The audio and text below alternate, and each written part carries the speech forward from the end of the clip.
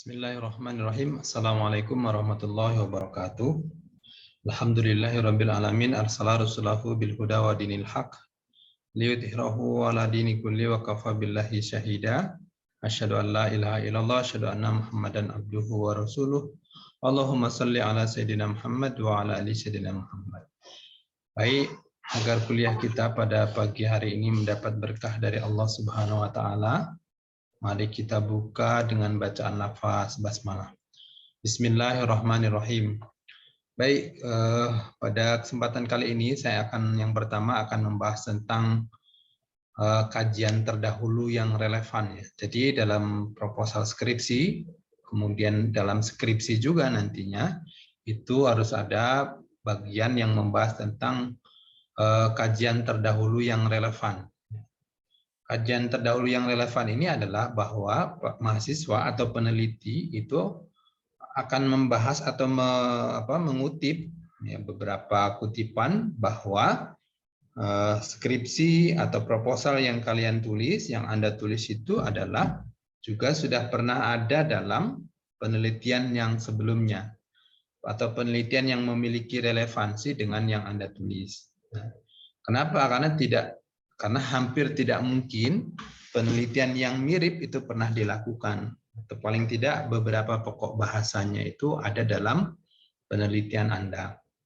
Maka untuk kajian terdahulu yang relevan ini, itu bisa Anda ambil dari sebuah buku, ya kan?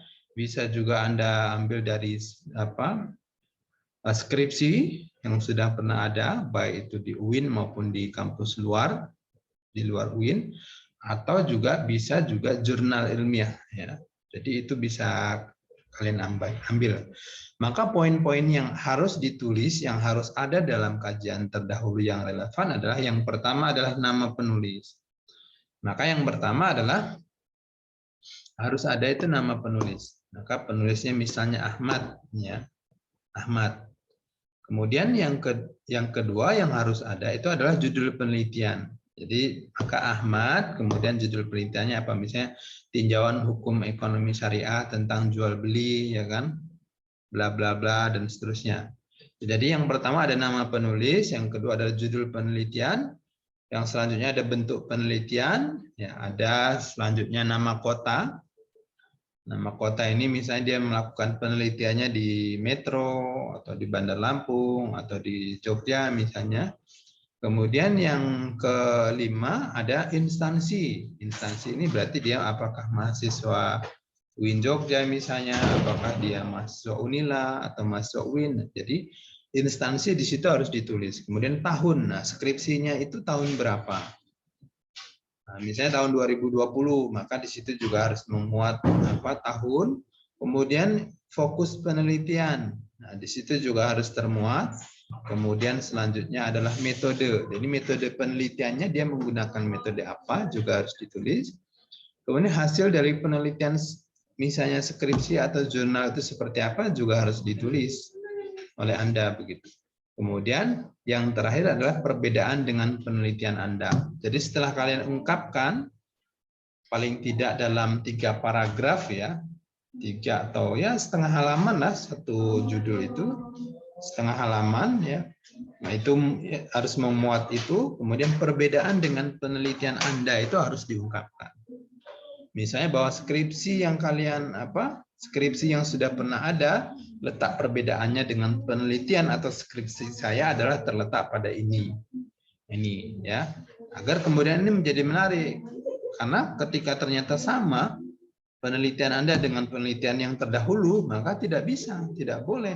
Maka harus ada letak perbedaannya. Misalnya jual beli, dia hanya misalnya skripsi yang dulu atau jurnal yang dulu dia hanya membahas akad. Tapi ternyata skripsi Anda atau penelitian Anda lebih dari itu. Maka itu juga harus diungkapkan. Letak perbedaannya. Karena kalau nggak berbeda, maka ya tidak boleh ya. Itu ya. Kemudian itu poin-poin yang harus ada dalam kajian atau penelitian terdahulu yang relevan. Kemudian sekarang kita coba lihat selanjutnya adalah poin-poin yang ada dalam penelitian lapangan. Misalnya kalian membuat skripsi, itu penelitian lapangan. Apakah itu di desa kalian, di kota kalian, ya, atau di tempat kerja kalian. Nah, maka harus ada poin-poin yang ada dalam skripsi itu. Yang pertama apa? Jenis dan sifat penelitian. Jenis dan sifat penelitian. Misalnya penelitian lapangan ya harus diungkapkan di situ ya. Maka jenis apa penelitian kita ada lapangan, ya kan? Kemudian sifatnya. Kemudian poin yang kedua harus ada data dan sumber data, bahwa datanya ini diperoleh dari mana, kemudian sumbernya ini sumber datanya dari mana.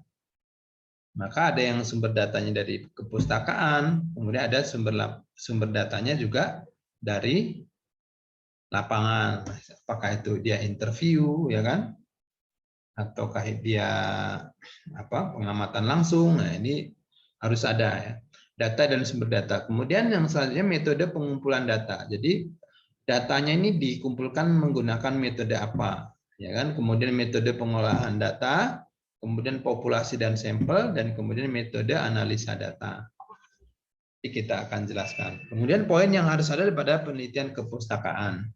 Kalau kepustakaan ini penelitian pustaka ya, bisa kajian buku ya, tokoh ya, pemikiran tokoh, fatwa maupun yang lain-lain. Nah, ini juga harus paham. Misalnya kalau kalian mau memilih kajian pustaka ini sebenarnya ya lebih mudah. Kenapa? Karena tidak terkait dengan orang ya, tidak terkait dengan lembaga.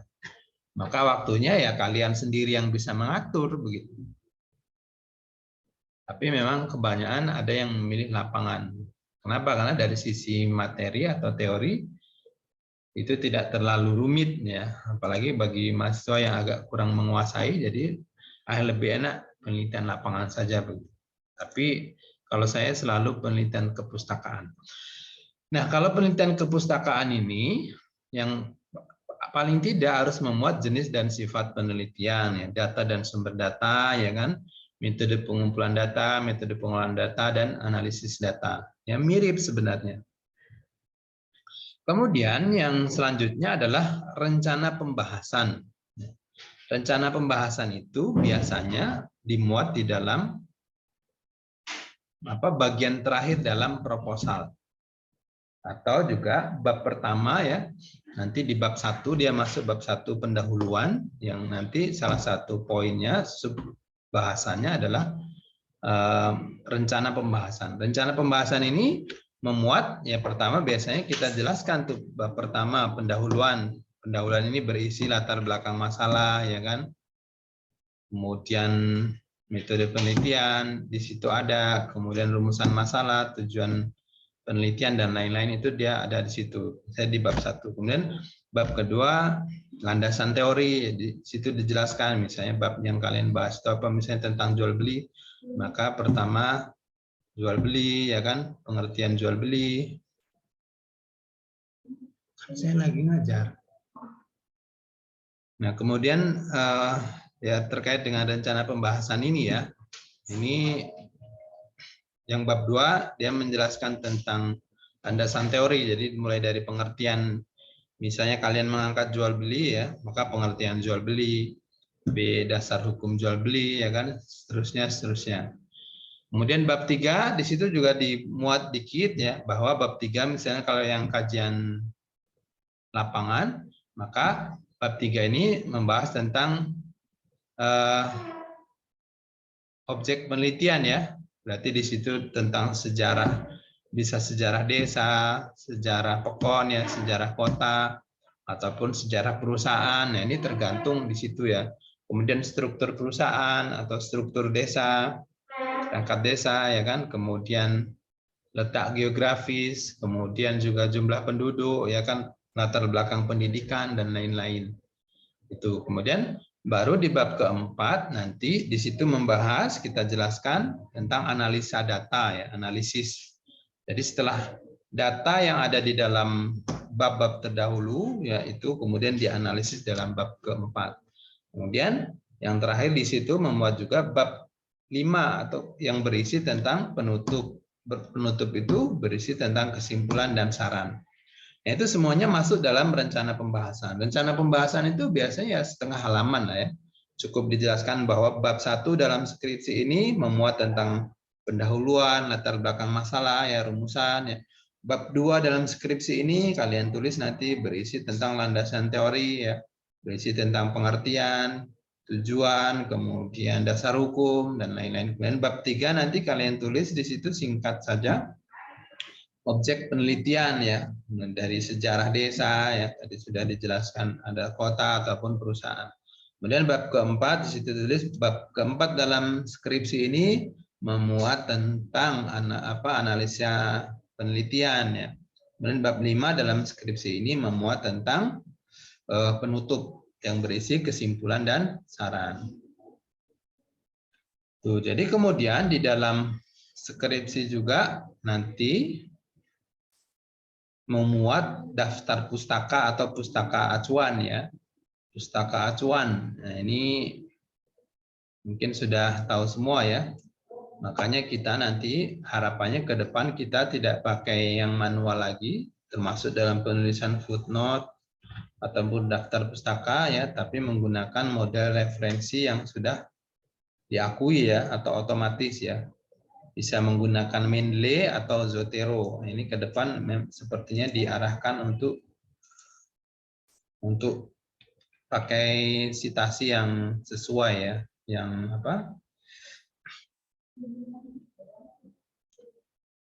yang sudah diakui oleh dunia, ya.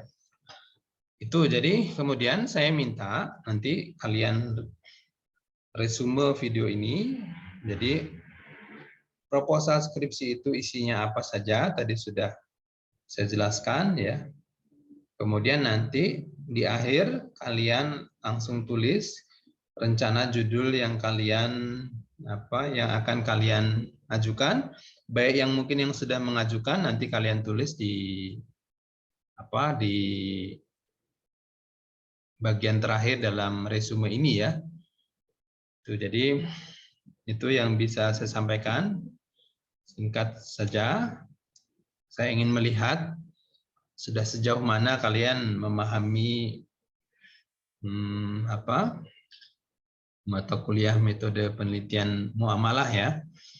Kemudian nanti siapa tahu memang ada beberapa sepertinya yang sudah mengajukan judul, nah nanti semuanya ditulis di bawah di kertas, ya. Kemudian nanti dikirimkan kepada saya. Baru nanti minggu depan kita akan mulai langsung menggarap skripsi, ya, setelah proposal sudah. Jadi ini kan udah tuntas kan proposal, kemudian sekaligus proposal yang kalian buat itu nanti menjadi nilai UTS, dan kemudian nanti rencana skripsi itu akan saya jadikan sebagai nilai UAS. Itu mungkin singkat saja. Saya akhiri, wassalamualaikum warahmatullahi wabarakatuh.